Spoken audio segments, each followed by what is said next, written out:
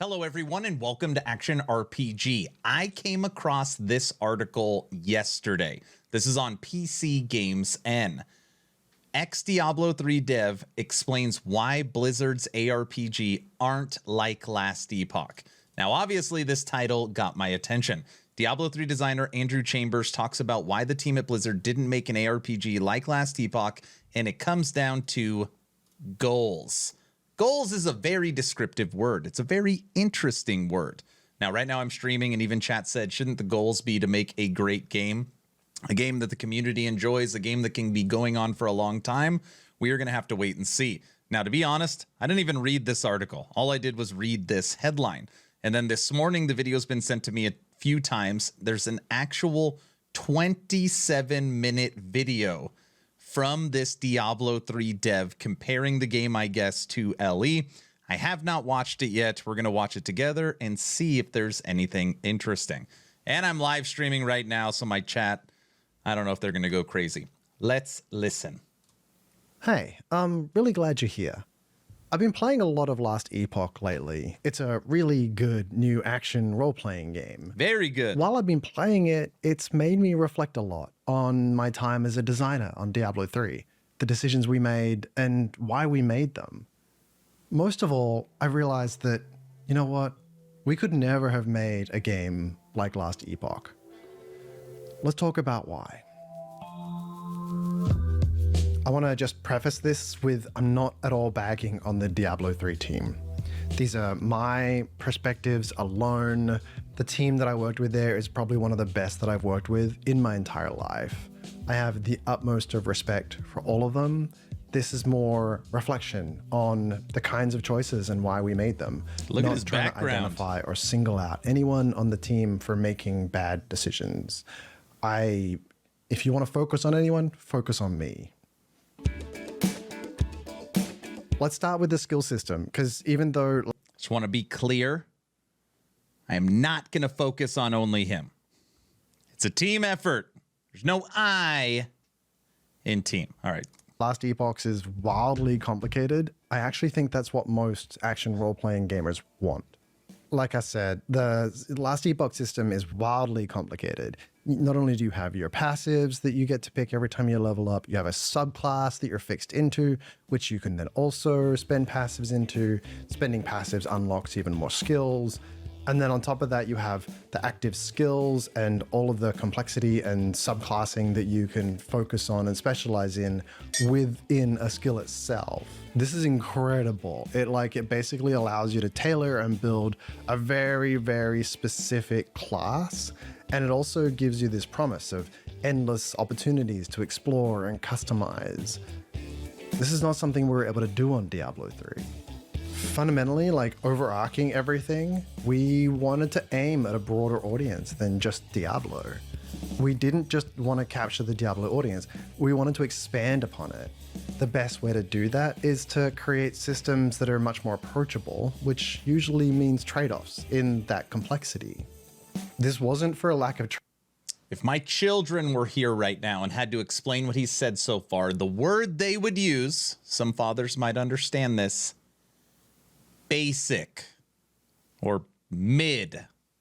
Trying. I remember the team who was focused on the skill system went back and forth. I think they built out 12 different full iterations on the skill system. There was even one where you had your dominant skill, like the Barbarian Leap, for example, and then instead of there being fixed skill choices that there are today, you actually had runes that you could go out and find, and then those runes slotted into your skill, like Barbarian Leap, and they added different properties. Those runes had different affixes on them, so they could come with plus strength or plus crit. They also had different levels in the same way that a lot of the items have. So there was more power in some of them and less in others. There was this kind of endless chase game. The great irony is I argued hard against that idea. I was like, this is way too complicated. People are just going to try and figure out the best solution. They're going to end up with...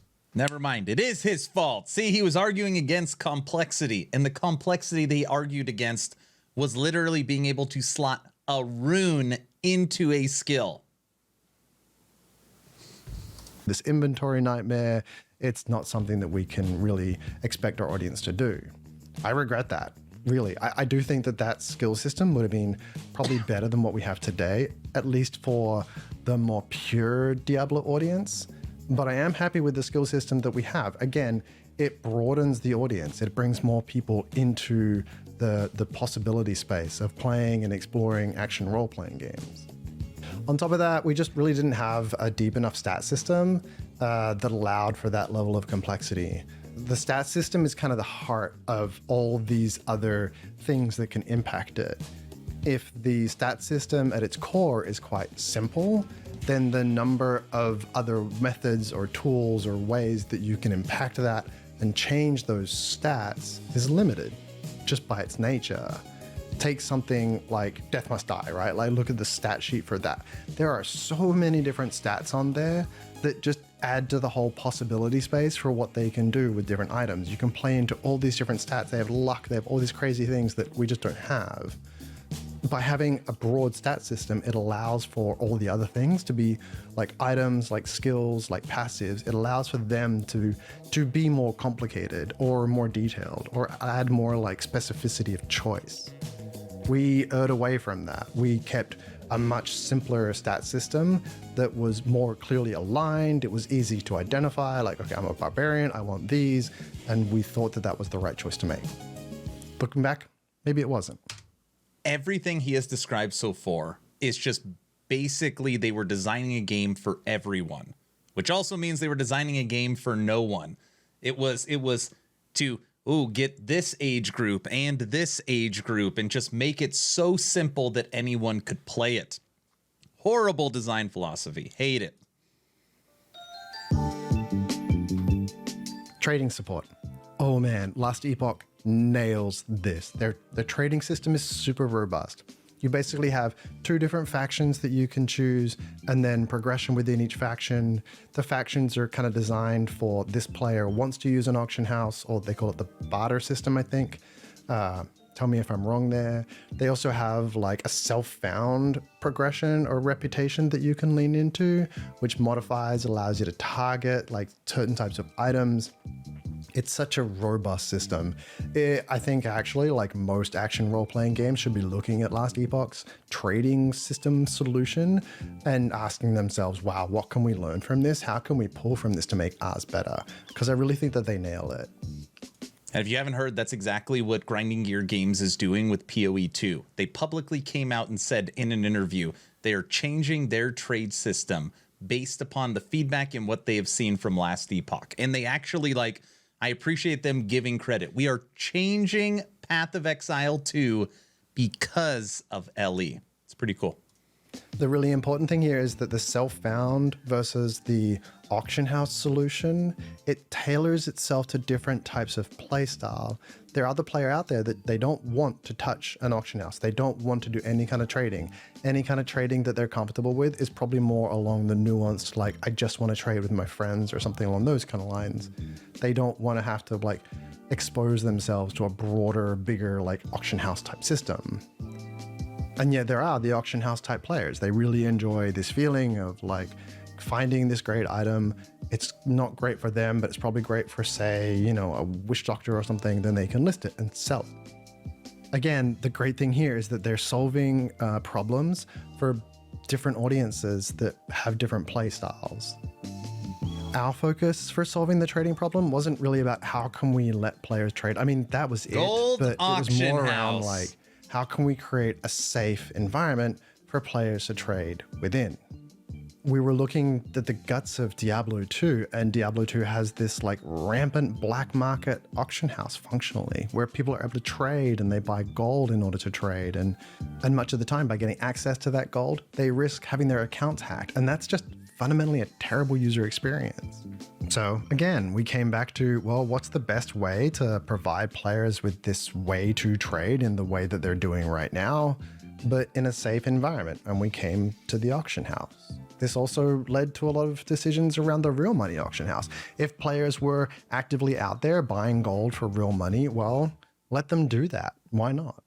Though we were able to provide people with that safe trading environment, we made so many mistakes with the auction house. Yeah, I'm actually going to Correct. talk about this. I think I'm actually going to talk about this.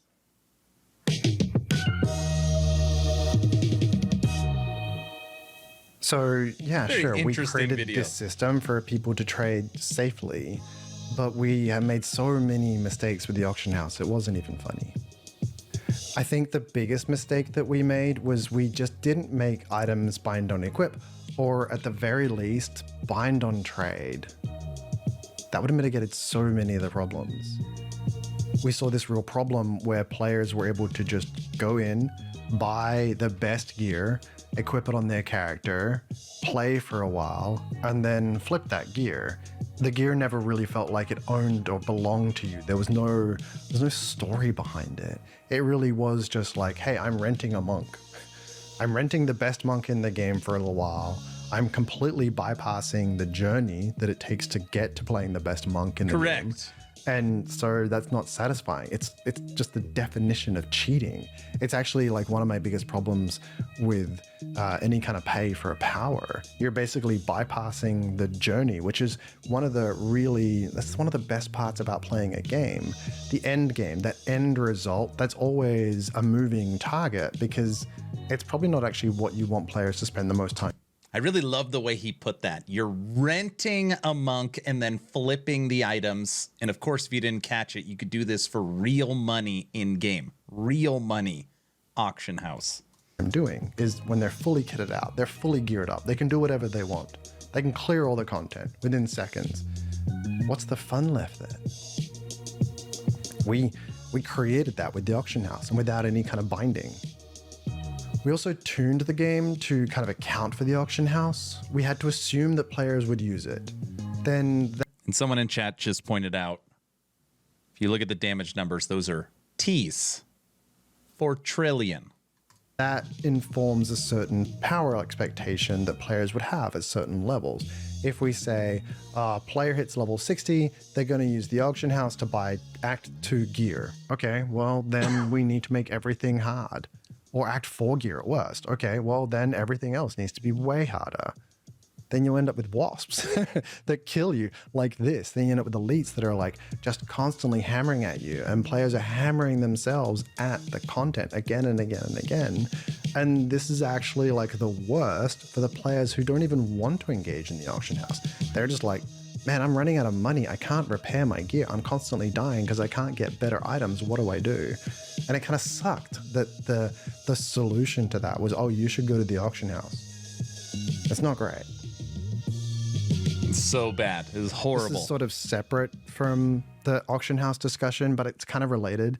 I think we also overtuned the game to be more around challenge, which is what we thought the game would be about, right? Like we thought, Butcher should be hard. It should be like this big moment, almost like a raid moment or something when you beat a boss in World of Warcraft.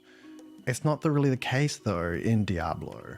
What we realized and what we learned pretty quickly is that we should be tuning the game around efficiency, not about challenge. It seems nuanced, but it's actually really important. Around challenge means that, hey, you're going to hit a wall. There's going to be a point when you just shouldn't be progressing anymore. And then in most cases, it's get good, right? But in an ARPG, that progression should be more about efficiency. It should be like, hey, you're trying to get your gear to a point where you can kill things faster, or you can move to the next pack faster, or you can clear a pack and get the items as you're training into the next pack. These are all great lessons. We learned them. You can sort of see it. It's self-evident with the expansion, but it's kind of related to the problem that was created on the tuning side by the auction house. Bringing this back to last Epoch, their trading solution, it accounts for both type of players. They don't force you into a path of saying you've got to use the auction house or you won't be able to progress through the game. They don't let you multi-trade an item. Shock horror, apparently that works really well. Yep. They connected the bazaar to progression. This is really, really important. It seems like, oh my gosh, it's a pain. Why can't I just trade legendaries? But there are so many little benefits that come from that. They're solving little edge case problems just by tying it to that. For example, a cheater can't just roll a level 1 character open up the bazaar and list the item. In order to list that legendary item and get the real value for it, you need to be probably a high-level character, which means you're probably a main, so they can tell, hey, this person's cheating, they're duping items, they've listed so many of these things, and we can track it to that individual character. We can take action on the real account, not some mule account that's being created. There's all these other things as well, but I mean, from like a player perspective, you feel a lot more reward for having gone through that progression. Again, there's a journey there as opposed to it just being great. Now you can trade and buy legendaries. Overall, taking it back. Now, I should probably say one thing that EHG did that was really good here as well is that they put out a post and they say they really didn't do it, but they basically said trade is not coming to the game. And in the Kickstarter campaign, it says player-driven economy. And if you were around, chat, during that time, the community was very upset. Like, what do you mean trade is not coming? Are we only doing item gifting? So they put out a survey. They created a separate Discord for the content creators and the groups for testing. And they actually went to the community to get feedback, which helped create this faction system. And then all the community testers actually tested it to try and figure out the best way for it. So they created this system through a decision they made. They pivoted and came up with this awesome idea. So it took a lot to get to where it is now, and there's still a lot of work they're going to do on it, but it is a good system. Again, I think Last Epoch is something that every action role-playing game designer who's currently working on something should look to and go, that's actually a really clever solve for trading in an online action role-playing game. My favorite. Let's talk about crafting.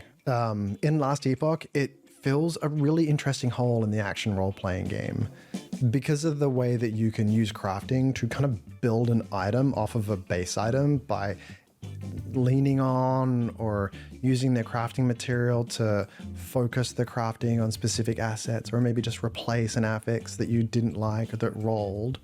It opens the potential of what an item can be, as opposed to it just being, I'm going to salvage it and replace it. For Diablo 3, our crafting system there was much more of just a way for you to randomly create items, some with fixed stats, but really the fixed stats were pretty limited. You didn't have many choices, and then everything else was random. It was basically just like the ability to spawn a creature in front of you and then kill it and get it to spawn out loot. The Last Epoch crafting system, it kind of expands your mental filter on what a good item is. You're not just looking for a good item for your current character, not just an up arrow, right? Like, you're kind of evaluating almost every item, not only on what just rolled, but also on what it has the potential to be. For us, for the crafting, the focus was much more right there? around it being D3? an alternative funnel for all the items that were being created. If you imagine the full economy of Diablo 3, especially at peak, there were billions of items being created every second. Well, how do you get those items out of the economy without them all just turning into gold or turning into trash on an auction house? Well, crafting is a viable solution because you can break it down into salvage. It's not a one-to-one thing. It's always lossy. And then you craft a new thing, which is, again, always lossy. The problem is there just wasn't really a motivation to do it. I did the design for the crafting, so I'm fully happy to own all the grief and bad comments. Flood the comment thing below with all the negative thoughts that you had about the original crafting system for Diablo. I'll probably just thumbs up and agree with all of them. The reality is we just didn't have time to iterate on it. Even in the world of Blizzard's done when it's done, there is still it's done enough kind of phase. It just depends on the scale of the feature. It was planned for us to iterate on the crafting system for the expansion, but again, it took a lower priority once we realized the strength of adventure mode and the different systems that were being suggested, which kind of filled the gap of what crafting was trying to do. It's done.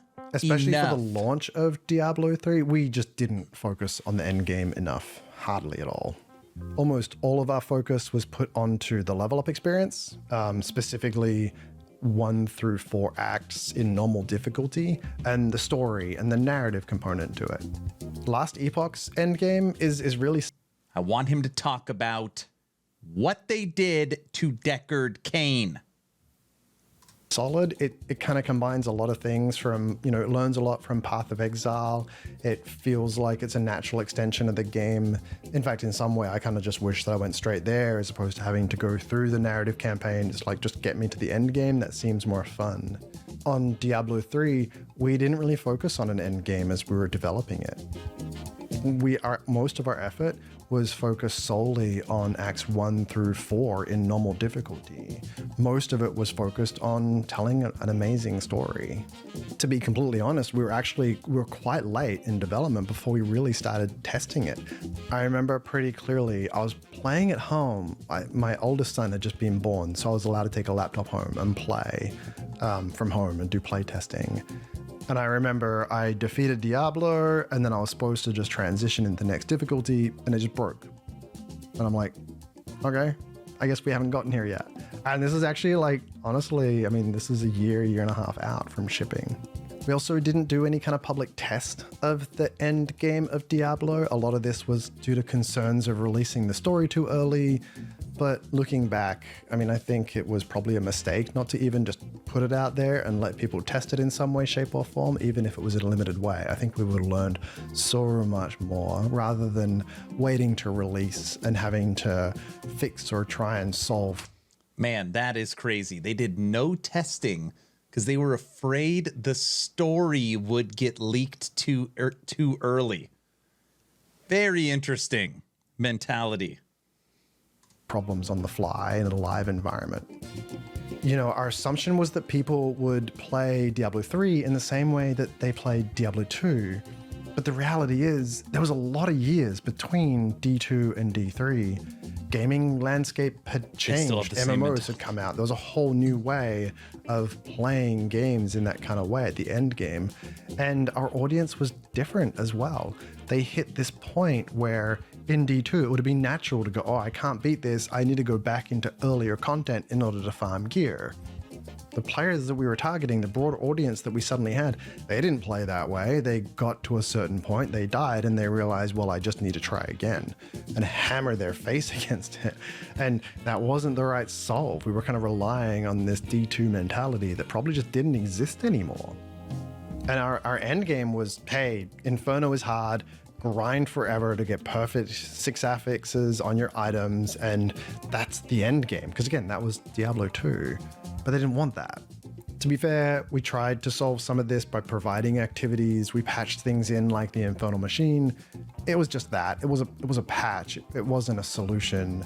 I remember staying up really late at work, with Deadmau5 playing super loud because no one else was in the office, and I was just cramming items in for the Infernal Machine. I think that's when Squirt was created, actually.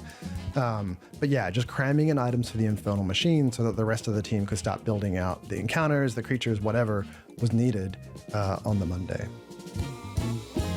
This guy's a big part of the game. We got there eventually. I think we got there eventually with the expansion, but it was a long, hard road. And we needed to do a lot of repair with the community to earn back their trust. I don't just want to bag on Diablo. I kind of want to focus on a couple of things that I think that we actually did way better than last Epoch did, because I think it's worth acknowledging those things as well. Skill feel. This one always gets me, and it makes it actually kind of hard for me to play games sometimes that don't do this well, and it's the responsiveness of abilities. In fact, I think the reason why Diablo 3 was so successful for so long, withstanding all the challenges of bad loot and the auction house and the launch issues, all that sort of stuff, and no endgame, is because the moment to moment actually just feels amazing. This is really funny. All the challenging issues. Servers, auction house, no end game. That is pretty funny. Sorry. We spent so much time working on that. Diablo kind of ruined it for me for almost every other game, because the first thing I do is I'm like, okay, what does it feel like to click this ability and then try and cast another ability? How closely tied are they? Do I feel like there's lag involved? Diablo 3 nails that really well. This is actually something, Diablo 4, it kind of bugs me. Diablo 4 doesn't do it this well. It's probably my biggest complaint about Diablo 4 is that they don't have that same responsiveness of abilities. A good test for this is, can you stutter step? Can you like move in one direction, cast in another, move in one direction, cast in another?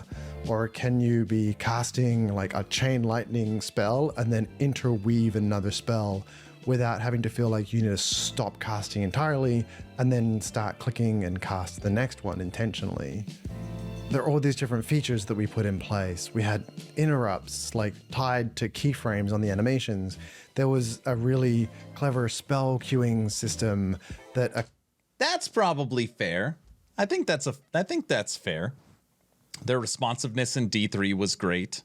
Talking about being able to cancel and use almost multiple abilities simultaneously. That's fair.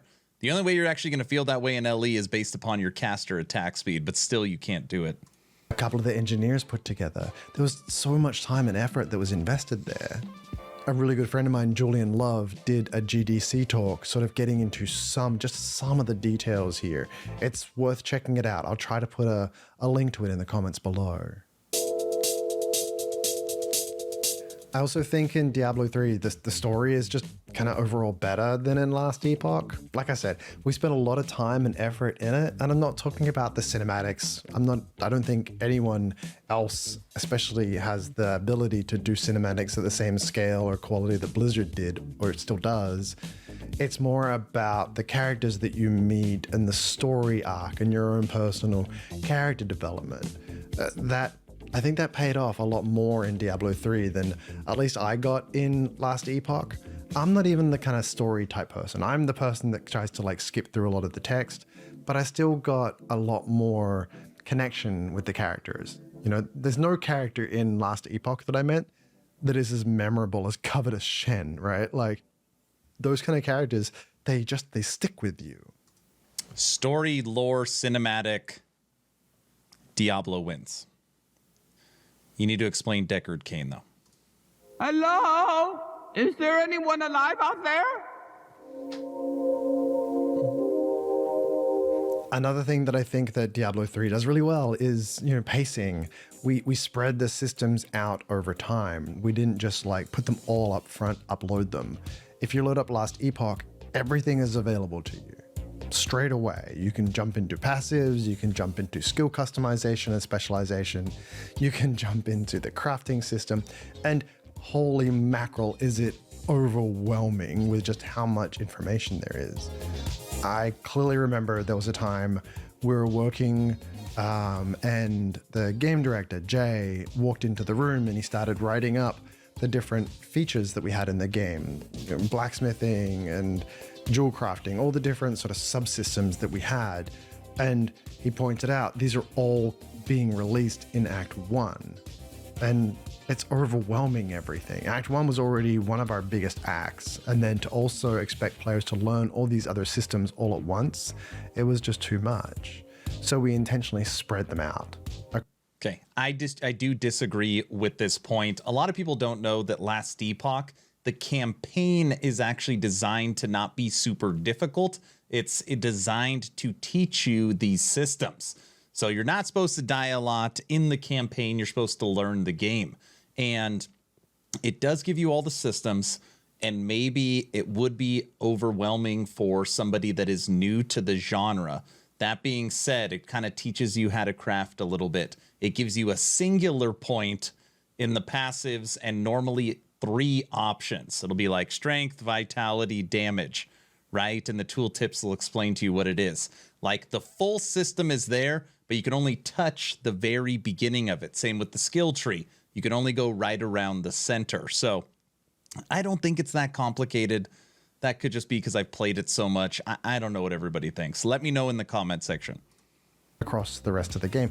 And I think that helps people on board and get a good feeling for what those systems are, because they've got room to breathe. They have time to experiment with it, time to think about it, time to come back, try it again before they get impacted by the next big system that they need to start trying to have to understand. And then the enemies in Diablo 3, I think, are just way more interesting than they are in Last Epoch. we always approached the enemy design as families. I think the Fallen are a really good example that we inherited, of course, from Diablo 2. And I think that's where we got the idea of thinking about the enemies as families as opposed to individual one-offs. By thinking about them as families, we were able to intentionally design how they related to each other, what their abilities were, what they played off, what they played on their own was fine. But then when you started tying like a Fallen Grunt with a Shaman, oh yeah, things unlocked, right? Like same thing with Goatmen, right? Like they all kind of play off of each other. Goatmen maybe not as well as the Fallen, but still, we designed those as a family. These enemies also set the stage for some environmental storytelling. The way that they're spawned, even though you're spawning them in a procedural generation system, you still have an amount of control over where in the world that they spawn and what density. So for example, where there was a church that was taken over by cultists, yeah, you better believe there were cultists that spawned there, right? Like it wasn't just cultists and crabs and wasps, right? Like it was all very intentional. This then supports the environmental storytelling. By environmental storytelling, I mean the environment itself can tell a story without any kind of text. So for example, if you were to enter a room and there was a scattered array of discarded toys, you would be able to infer something happened there with kids, or, you know, maybe someone was rummaging through it. It can tell a story that the player can weave in their own head without it having to be written down in text or conveyed to them via dialogue. The enemies serve this environmental storytelling really well. As it is, the enemies in Last Epoch, it all just feels kind of forgettable, kind of muddy. None of the areas stand out because of the enemies. I mean, the enemies, I guess that's half true, especially on the monolith. The monolith is just, you get a random assortment of enemies. Even if you died or you exited and went back in, you get different enemies. Now, when you go through the campaign, the void area is going to be void areas. The Imperial area is going to be Imperial troops. Through the campaign, all the enemies are tied to the area you are in. So I think they do a much better job in the campaign, but the monolith, the end game system, it's just random enemies. And every single update, they're obviously putting in new ones. That one, every update, Last Epoch gets closer. It's probably better in Diablo. Well, there you have it. Key takeaway as to why Last Epoch is a game that the Diablo team could never have made. So I think technically they could have. They absolutely could have. They're some of the most talented game developers I've ever met in my entire life. I thought I was a good game designer until I joined that team, and then I realized I was terrible because I was working next to some of the best people in the world. So they could have designed and implemented the complex systems. They could have approached and solved these problems in all these different ways. But fundamentally, our audience was different. We were trying to target a much broader audience than what just the original Diablo audience was. We wanted to bring the game to many more players. In order to do that, you just have to, there's the trade-off. You have to remove some of that complexity. The broader audience is not going to, they're going to bounce off if you create a really complicated skill tree system for them to try and engage in. They're just going to think it's too hard. They're not going to really stick around long enough to see the benefit of it. I can't believe I talked about the auction house, but I did. Don't hunt me down. If you have any thoughts and comments, feel free to put them all in the comments section below. That's what it's there for. If you'd like more of this kind of video, you know, I have another one right here about Helldivers 2 and how the game... Okay, Andrew Chambers. Nice video. Thank you for sharing. I will link his video in the description. Diablo designer on why we couldn't make Last Epoch.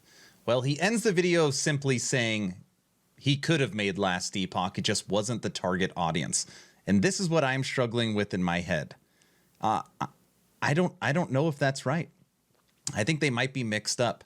Do you think the game would have done better? Do you think they had the target audience of Last Epoch, but, you know, they went with this very simplified system? I think it's the same audience. I do understand a little bit, right? If you're going for the younger generation, you're going for console, you're going for people that don't want complex systems, sure. But I I think Last Epoch is the right level of complexity. I don't think it's overly complicated. I think PoE is overly complicated. And of course, there's people that don't think PoE is overly complicated. So I don't know about this one. I did learn a lot from this video. I like him sharing about the design philosophies. I like him talking about it's finished enough, talking about the auction house. Well, they're going to go buy gold anyways, so we'll just put gold in and try, or we'll just put real money in. Like those, that's some kind of interesting thoughts behind the curtain. They had all these systems for gems and crafting in Act 1, and they thought it was too much, which is hilarious. So they had to spread it out. Overall, I think this was a pretty good video. Let me know your thoughts in the comment section below. And what I really want to know from you, do you think they learned from D3 for D4? Let me know. We're out.